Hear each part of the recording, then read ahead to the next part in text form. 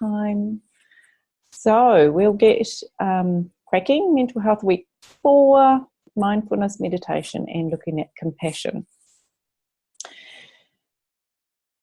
So I'm going to look at what mindfulness is, and really importantly what it isn't, and the different types of mindfulness that you can engage in, and the practice of self-compassion as well, which has been shown. There's quite a bit of research behind the practice of mindful self-compassion and how it can really improve mood. So a little bit of research, we're going to do a little bit of a practice, we're going to do some mindfulness practice, and then if we get time, I'm going to do a quick summary of the 4 weeks so that you just have a recap of what we've done over the last few weeks. I just want to check that, yep, I think I'm making sure that everyone can hear. Okay, so what is... Oh, apparently nobody can hear me. Let me just check.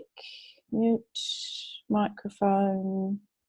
Can anyone else hear me? Let's just see.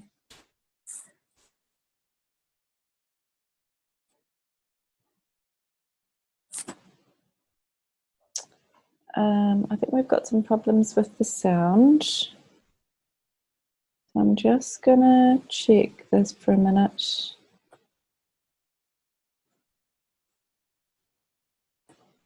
Microphone is in.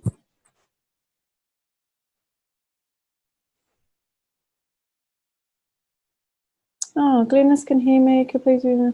Okay, so Glennis can hear me, so that's all good. Sorry, we'll go back. Thank you, Glennis.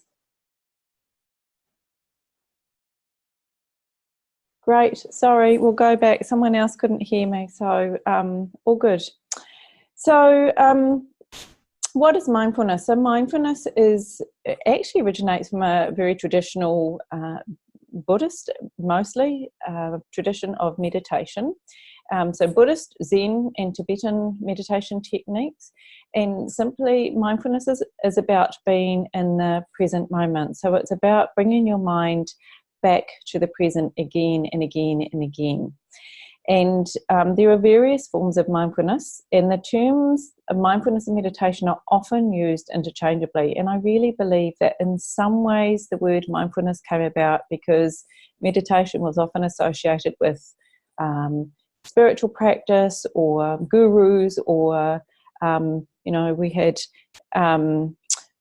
we got the image of monks sitting there meditating, and we didn't really associate it with something that we would engage in ourselves. So to bring it into the modern world, it has come into a different term, really. We do now call it mindfulness, and there's some subtle differences as well, which I will try and talk about, but a lot of people use the term interchangeably. I certainly use it interchangeably as well.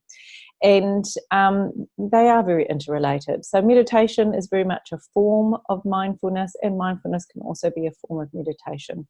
And I'll discuss the different types below. So when we talk about sort of meditation in its formal practice, we talk about how we take the time to sit and actually formally practice a meditation or mindfulness exercise. And you may choose to focus on your breath. So this, for a lot of people, they just use their breath as the anchor for their meditation or their mindfulness practice. Some people have a mantra, and they use a mantra as part of their mindfulness or meditation practice. I've tried a mantra before as well. I didn't click with it as well. I really love using my breath as the anchor. You can do it any time. You don't need any other tools. You just sit, and your breath is obviously always with you. So it's a nice thing to use, I think, as an anchor and something that you just come back to again and again and again. For some people, when they do a meditation, they might choose a specific topic, such as a self-compassion or loving-kindness meditation, and they can be guided or non-guided. So you can just sit for 10, 15, 20, sometimes people sit for an hour and just be mindful of your breath, or use your mantra that you have often been taught in many circumstances.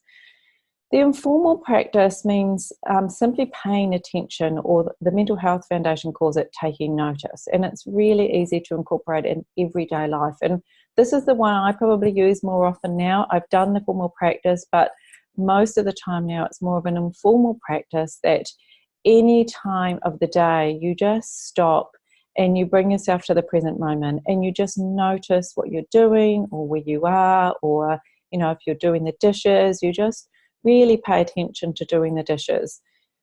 If you're going for a walk or you're listening to a bird, then you just stop and you really pay attention and you're mindful in that moment of what is actually going on. So both formal and informal practices are really useful in developing a regular mindfulness practice.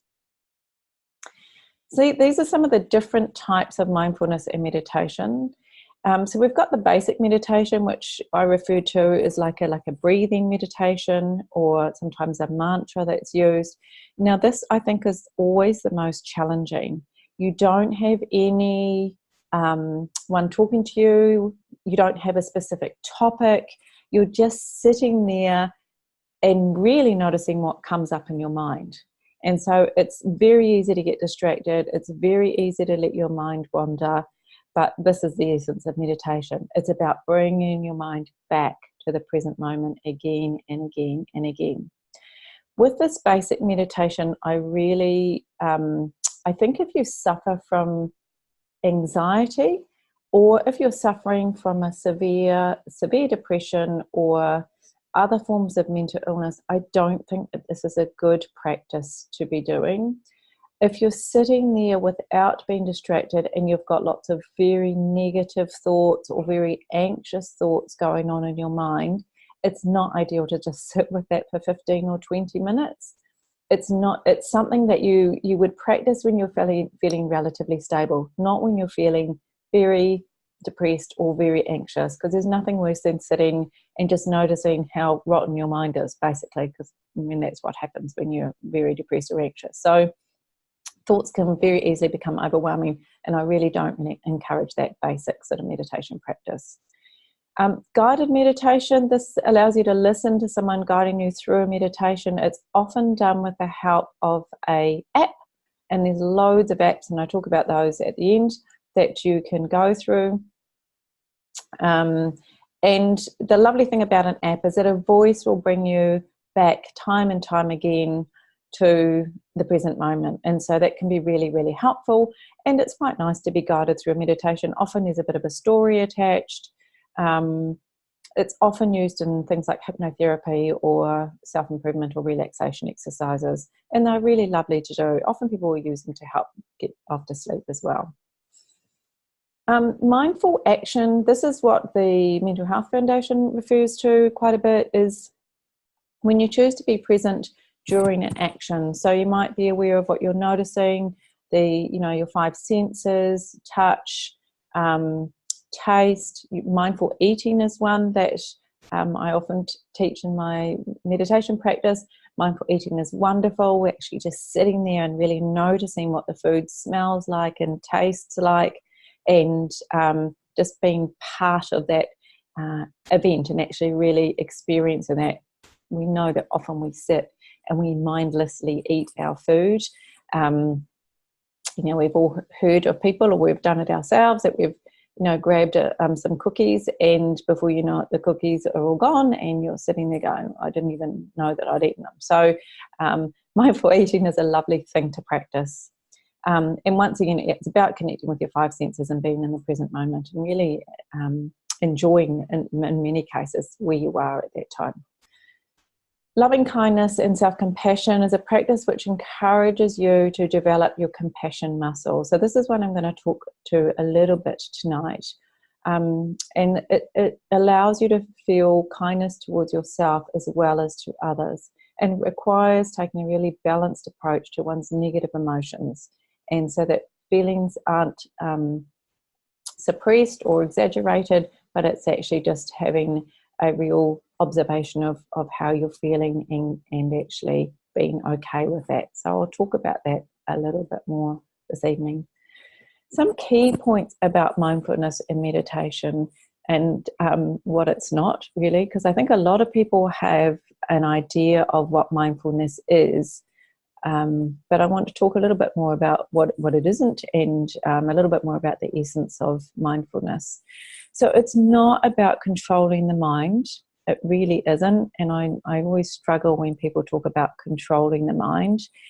Yes, you are directing its attention, but I think the word controlling is really difficult, and it's just not something I think that's very useful. So mindfulness and meditation is, and it's also not about thinking of nothing, because that really is impossible. And a lot of people say, oh, I can't meditate, I've tried, and I've sat and I've tried to clear my mind and think about nothing, and it just doesn't work. And no, it won't, because the mind is constantly working. It's constantly looking out for you. It's constantly remembering things from the past and thinking about the future. It's trying to navigate the world and make sure that you're safe. So don't ever think that meditation is about having a clear mind or no thoughts, because that's not what it is. It's about becoming really aware of your thoughts, feelings, and emotions with a non-judgmental, receptive mind state. So it's about sitting, observing, and allowing what comes up. So thoughts and emotions are observed with openness. And the idea is that you become an observer, an unattached observer of your thoughts and emotions without getting, attached to what comes up. And so the essence of meditation mindfulness is to become an observer, and then to bring your mind back to the present moment again and again and again. And it's about it's not dwelling on the past or worrying about the future. So it's always just about what's going on in this present moment. And I'll talk to you a little bit about why this is so beneficial. The other thing about mindfulness is people will often say, well, I can't meditate because every time I stop and be still, my mind goes crazy. And, it just won't stop, and it's thinking about things, and it's going all over the place. And I think it's always a bit of a shock when you start meditating and you realize actually how crazy your mind is, and that it goes from topic to topic, and, oh my goodness, I forgot to get the groceries, and oh, that's right, I was supposed to meet up with Jane tomorrow, I haven't confirmed that appointment. It goes on and on and on. And you can actually giggle to yourself, because it's like, whoa, it's so busy, but it's doing this all the time. We're just not normally aware of it. So once again, it's okay. This is what the mind does, and we love to call it the monkey mind. And when we notice that it's been a monkey mind, we go, oh, that's okay, come back to the present moment. We're meditating, we're just being mindful right now of the breath, or whatever it is you're choosing to be mindful of. So there's a lot of research about why mindfulness is helpful, and I love the fact that they've been able to do this. They get trained monks and put them in MRI machines and look at what happens during their brain during meditation. In their brain during meditation, but they've also got average people and trained them up to learn how to meditate, and then looked at different areas of response in their brain. And what they've found is that it decreases your amygdala size. So your amygdala is the very sort of primitive part of the brain that reacts to stress, and it invokes the fight or flight actions in your body. And we're often on high stress all the time and high alert all the time. And what they've found is that people who meditate regularly, their amygdala actually shrinks a little bit in size. So it's not quite so reactive all the time, which is quite amazing that it can actually change brain structure. So it can reduce your reactivity to things. So if you're finding that you're very reactive and you get stressed or anxious very quickly, sometimes some training and some mindfulness might help reduce that a little bit. Mindfulness also engages the parasympathetic nervous system. So the sympathetic is a rest, the parasympathetic nervous system is a rest and digest system. So it's the calming system, it's the one that helps your immunity. There's actually studies that show that meditation can help support immunity as well. And we know from when we talked about stress and the impact of stress and how that increases things like blood clotting and blood sugar levels and all these other physical effects that stress has. If you think about meditation actually turning all these down and reducing the stress response, you can understand why meditation might have a really huge impact on your physical body. Studies show that people become less judgmental when they practice meditation. It can reduce impulsive behaviours. When you're acting mindfully, you're less likely to do things in an impulsive way, or you're going to catch yourself very quickly. So it's shown to help weight loss for that exact reason. So if you think about someone who's mindlessly eating, you might find that becoming more aware of every time you open the cupboard and go to grab something out of the pantry or open the fridge, if you become mindful and actually think, oh, am I actually hungry? Is this what I want to be doing right now? It actually can change your habitual behaviours. So I've had one person that learned some mindfulness and I think dropped something like 5 or 6 kgs within the next 2 months. She didn't diet, she didn't do anything different. She just became mindful of what she was eating. And so it's quite a powerful strategy to use. And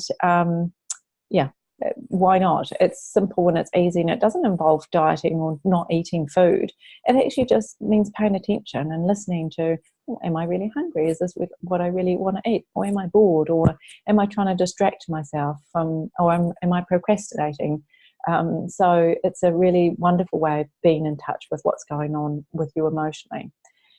Increases compassion to others and reduces avoidance behaviours. So that's things like drugs and alcohol. When you can sit with uncomfortable emotions, as you may learn to do when you're meditating or being mindful, you find that you don't need to run away from those emotions quite so often, that you can just sit with them and that they will pass. And this is a really important part of mindfulness and meditation, is that emotions and feelings will come and go. Strong emotions can come through. Sometimes it's just a memory of something that happened. But if you sit with it and you just allow it to be, you'll find that after a while it passes and it doesn't have quite as much of a hold on you. And it reduces your need to escape from those uncomfortable feelings. So this is something else that mindfulness and meditation can do. So I'm hoping this works. This is a little video that I have found, and it talks about the challenges of sitting with your own thoughts. So I'm just going to see if this actually works.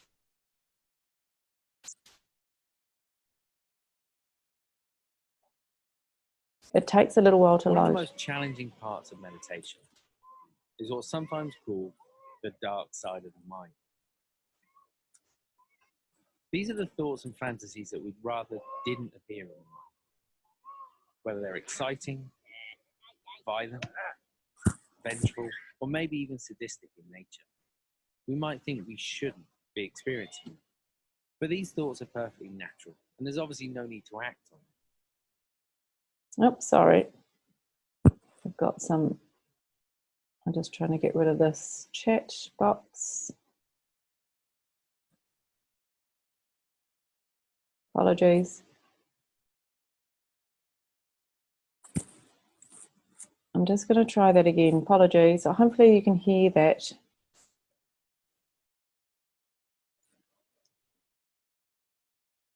One of the most challenging parts of meditation is what's sometimes called the dark side of the mind. These are the thoughts and fantasies that we'd rather didn't appear in the mind, whether they're exciting, violent, vengeful, or maybe even sadistic in nature. We might think we shouldn't be experiencing them, but these thoughts are perfectly natural, and there's obviously no need to act on them. But why do they seem to appear more often once we begin to meditate? Well, typically, we go through our day with quite a heavy filter on the mind, blocking out these thoughts that we don't like, either habitually or intentionally.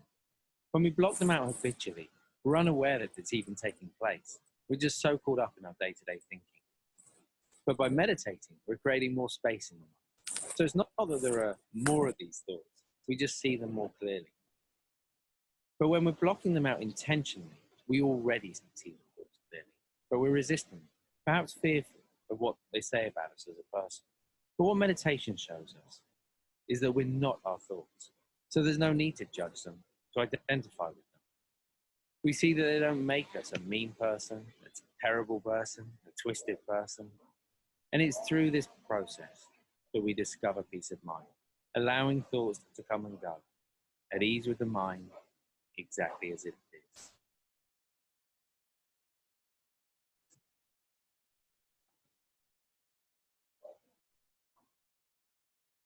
So hopefully you all heard that okay, and it gives you a little bit more of an understanding about, when some strange thoughts can come up while you're sitting there mindful and meditating, and you don't, it's just a thought, and you can allow it to come in and go. And if they're obviously very disturbing and you really feel very uncomfortable, then it's certainly a good idea to seek guidance around that, and perhaps go and talk to somebody about some of those thoughts. But in general, for the average person, they just come up, and you can be a little bit shocked but carry on meditating. Bring yourself back to the present moment. And I just really like that. So that is produced by Headspace, and they have a meditation app that I've got the link to at the end. So a little bit about self-compassion and what it is, and why I think it's a really important part to implement in meditation and mindfulness. So self-compassion is about being kind to ourselves, and that can involve accepting the parts of ourselves we often have difficulty accepting. It's about developing a deep understanding of who we are and accepting that this is so. From a place of understanding and acceptance, we can learn to grow and change. It can also deepen your compassion for others and their imperfections. Self-compassion can result in behaviour that is conducive to healing and well-being, as opposed to behaviour that may further contribute to negative feelings about yourself. So self-compassion is really beginning to understand and accept yourself and some of your behaviours. The example that people will often talk about is if you are on a diet and then you end up having a piece of cake, and you end up beating yourself up, and I've got no willpower and I'm so dumb, or all these terrible things that we say to ourselves. And self-compassion is about embracing that we're imperfect and we're not always going to get things right, and actually that's okay, and we can still do our best and we can still carry on. And so it's a real gentle, kind practice that we can develop for ourselves, but it also helps us develop increasing compassion towards others as well. So a little bit more about this is from a lady who's done quite a bit of work on compassion and meditation. And she says loving kindness, self-compassion meditation does far more than produce momentary good feelings. Over a 9-week period, research showed that this type of meditation increased people's experiences of positive emotions. The research shows that compellingly that it actually puts people on trajectories of growth, leaving them better able to ward off depression and become ever more satisfied with life. So it's about building resilience a little bit as well. Amazingly, being kind and gentle and loving towards yourself actually builds a form of resilience. So it's just a lovely practice. And how do you practice it? So it's composed of 3 main components: self-kindness, common humanity, and of course the practice of mindfulness itself. And to have compassion for others, you must first notice that they are suffering. So this goes back to a little bit of the Buddhist belief. The Buddhist has the belief that life is really about suffering. But this is about noticing that others suffer, because we all suffer. And when you can identify with the suffering that you have and that everyone else experiences, this can actually just lead you to a greater sort of gentleness about things. So for some of us, these moments continue to affect our lives, these times of suffering. Part of having compassion is saying to yourself, this is really difficult for me now, or this was a very difficult time in the past, and how can I comfort and care for myself in this moment in time? Self-compassion has a little bit of a pattern to it. So the idea is that you initially do self-compassion meditation that's directed at yourself. Now, when they started to teach this in Western circles, they found that many of us had difficulty having compassion for ourselves. So what they did is they changed it a little bit, and they actually chose for us to think of someone that we cared about deeply and did the meditation compassion with them first, with them in our minds. So we enhance this feeling of compassion for another person much more easily than we were able to do it for ourselves. And when we have this feeling of compassion for others, then we bring ourselves into the compassionate meditation as well. We often bring then an acquaintance, so somebody outside of our circle, and then compassion far and wide. So I am going to take you through a little bit. Sorry, that was a really difficult explanation, but I will take you through a brief meditation on compassion. I'm going to start with a basic meditation first, and then I will take you through a very brief self-compassion meditation. So what I would really like for you to do is get very comfortable. If you're sitting on a chair, if you can put your feet flat on the floor. The idea is that you sit straight with a straight back, but not stiff. So I don't want you to be too stiff. So straight. And the idea is that you have your chin just very gently tucked in, not a strong tuck in, but a very gently tuck in. You close your mouth, and all your breath is done, all your breathing is done through your nose. And when you feel comfortable, close your eyes. When you're feeling relaxed, you might help to bring your shoulders and just roll them back and low. And you close your eyes, and you just focus on your breath. You don't change your breath at all. You just notice the breath coming in and out.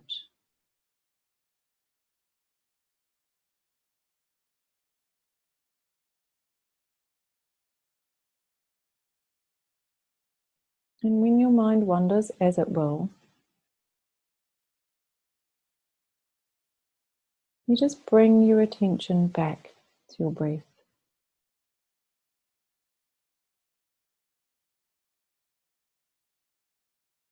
And you might notice as you're doing this that your breath becomes calmer.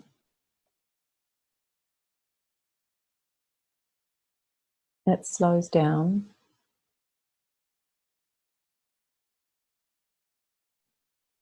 And it becomes a lot more relaxed.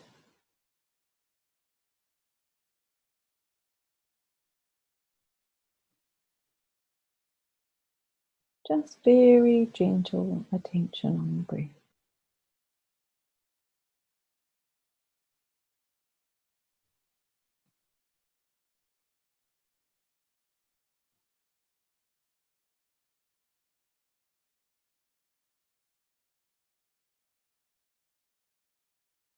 Notice any thoughts that arise.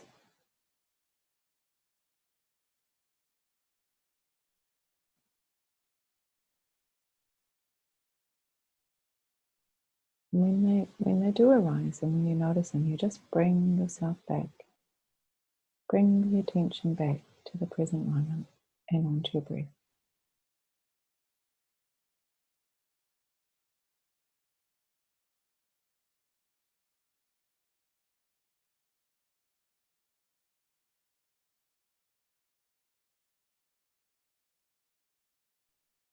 And now I'm just going to talk you through a very brief self-compassion meditation.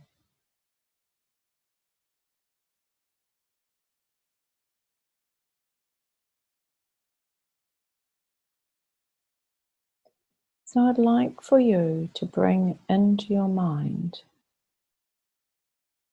a living being who naturally makes you smile. This could be a child or your grandmother. It could be your partner. It could be your cat or your dog. It doesn't need to be a human. It just needs to invoke that wonderful feeling of compassion and kindness. So whoever naturally brings happiness to your heart, it might even be a bird that's outside your window every morning. Let yourself feel what it's like to be in that being's presence.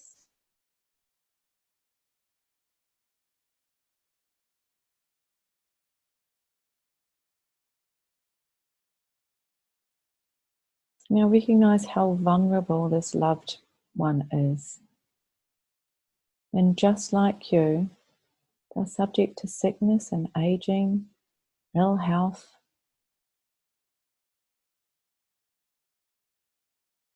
And they also wish to be happy and free from suffering, just like you and every other living being. So repeat softly and gently, just in your mind to yourself. I'll say this 3 times. May you be safe. May you be peaceful. May you be healthy. And may you be at ease. May you be safe.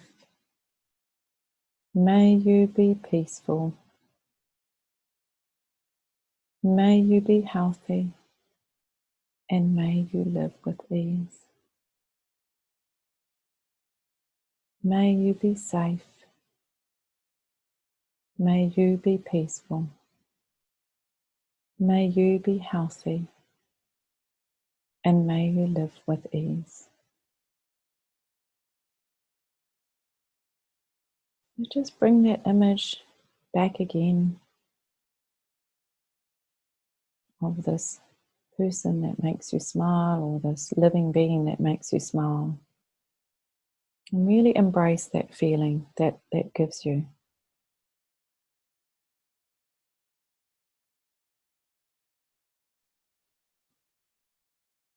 And now I'd like you to bring this feeling that you have, I'd like you to bring this to yourself. You are also a living being that wishes to be happy and free from suffering.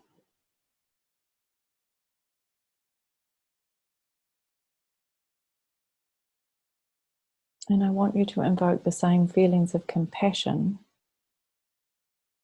to yourself, for yourself.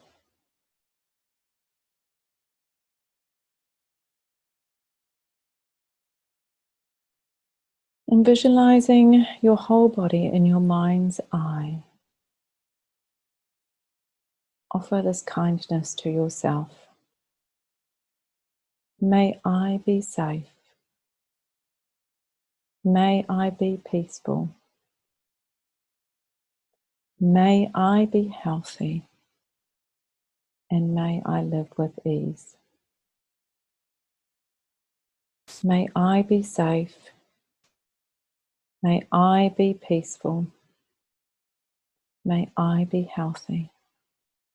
May I live with ease. May I be safe. May I be peaceful. May I be healthy. And may I live with ease.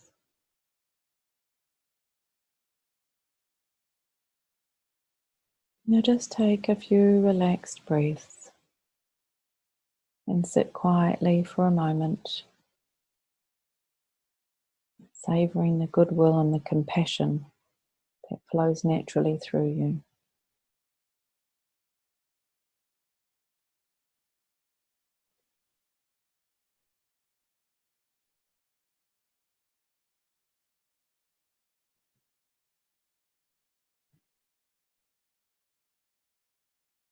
And when you are ready, open your eyes and come back to the present moment.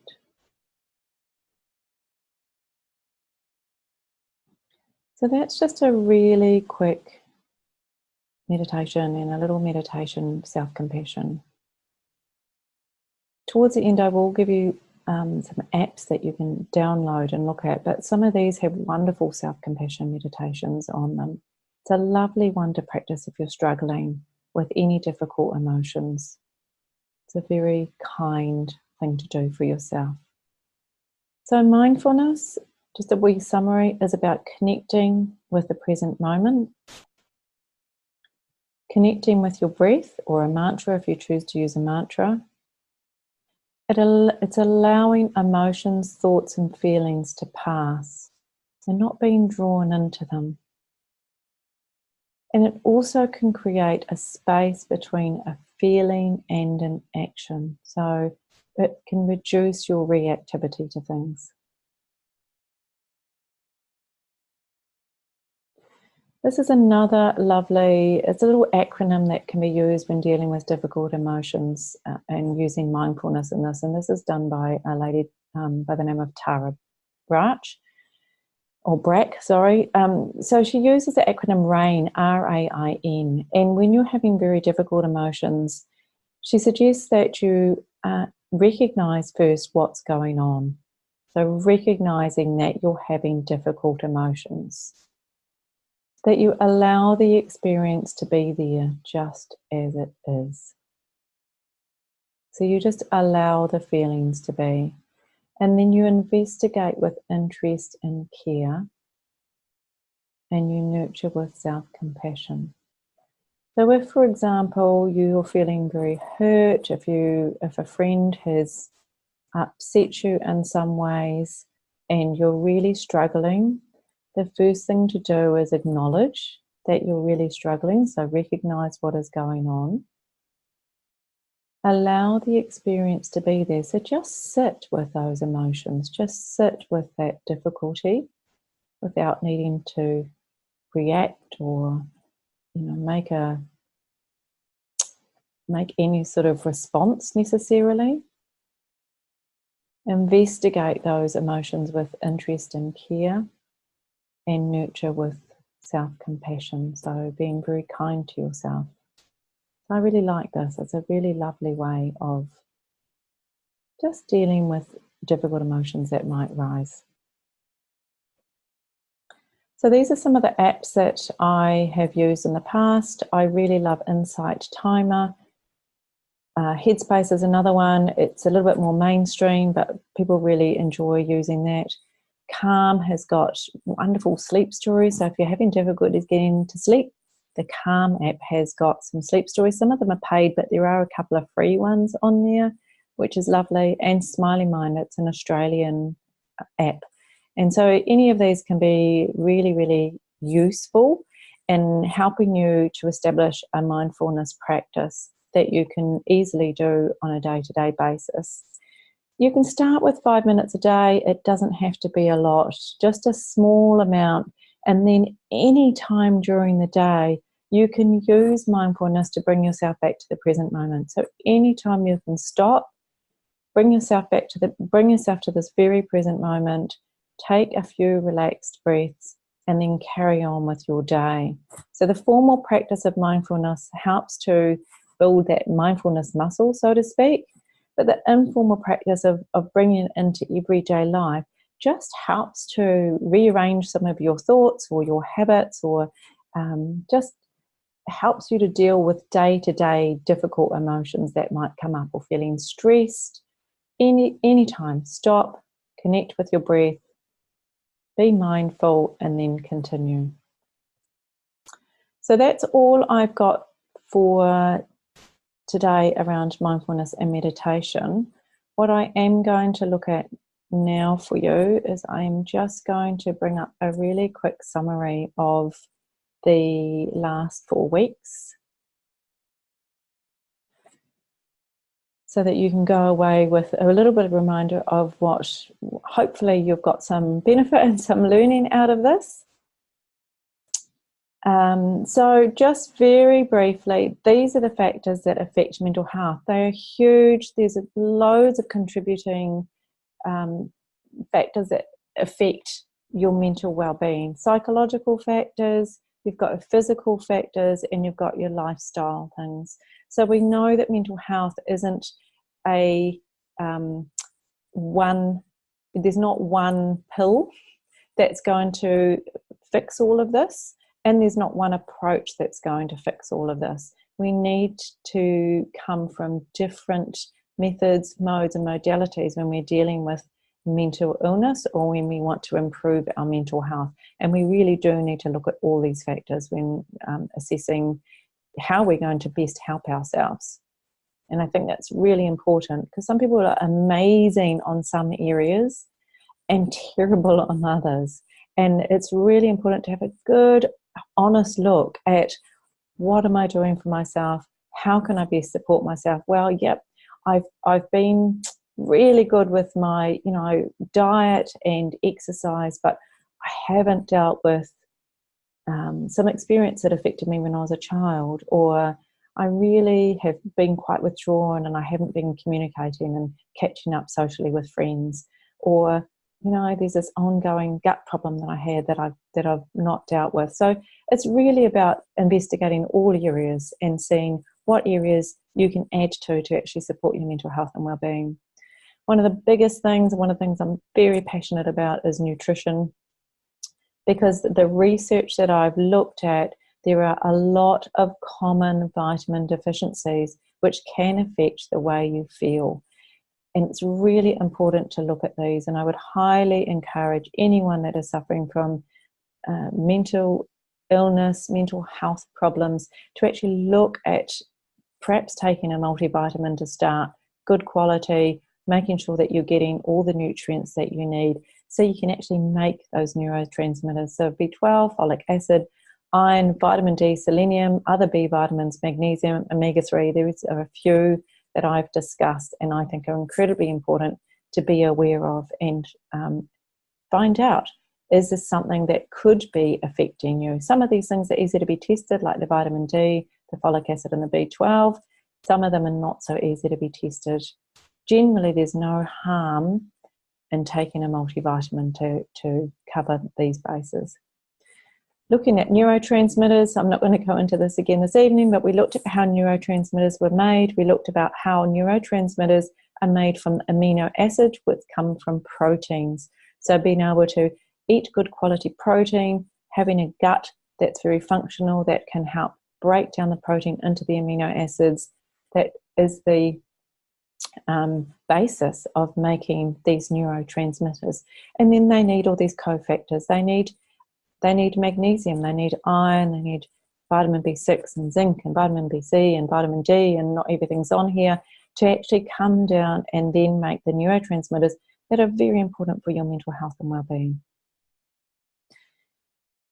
We know that diet can make a big difference. 30% of those who change their diet from a SAD diet, in this case this was a standard Australian diet, to a modified Mediterranean diet, had a complete remission in their depressive symptoms, and that was the SMILE study. So incredibly important that what you eat can make a difference. I love this cartoon. This is the one we missed out on the first night because I didn't have the slides going.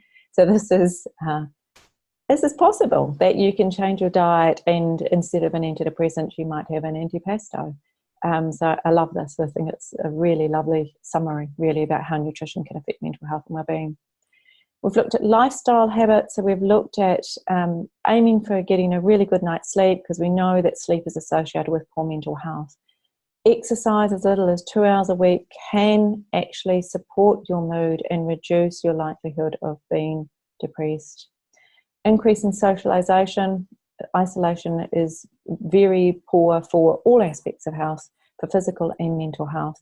Decreasing your screen, phone or computer time can be useful. We've seen some studies that suggested that increased phone use can increase your cortisol levels. Reduce your alcohol and drug consumption. We've seen some studies about how people who smoke are more likely to suffer from some mental ill health. We don't know what the chicken or the egg is, but we would suggest that, you know, doing these lifestyle things to actually support your mental health in any way you can is going to be a good start. Learn some skills to deal with stress, very important. Reduce that sympathetic response and improve your parasympathetic nervous system response. So increase that wonderful anti-inflammatory rest and digest response. Eliminate coffee if you are suffering from anxiety. Breathing, deep belly breathing, wonderful for supporting that relaxation system. And going outside, probably didn't do enough on that, but there's a lot of research that talks about how getting outside and being in nature, and obviously exercising goes along with that, can be really supportive. I think for myself, sometimes when you're sitting, you've got a job that you're sitting all day inside, getting outside is wonderful, and it just lifts you up and helps you feel invigorated and certainly a lot better. Connecting with the universe is and what's going on out there in the world is very helpful. And tonight we've talked about mindfulness and the various forms of mindfulness that you can use, and that they can help with dealing with difficult emotions, bring you into the present moment, and reduce your dwelling on the past or worrying about the future. So this is where mindfulness is wonderful. Bring yourself into the present moment. It can increase your self-compassion and kindness towards you and also towards others.